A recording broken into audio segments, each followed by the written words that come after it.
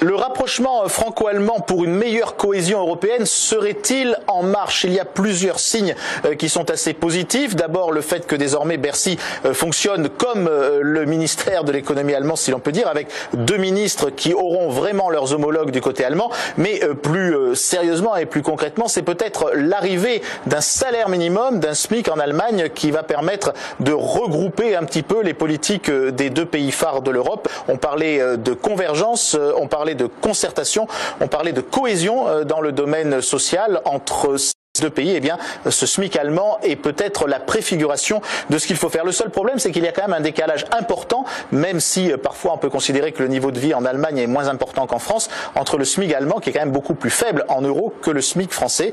Alors attention, est-on à la veille de voir un grand bouleversement social, une énorme réforme qui serait la création d'un salaire en dessous du SMIC, de mini-SMIC en France?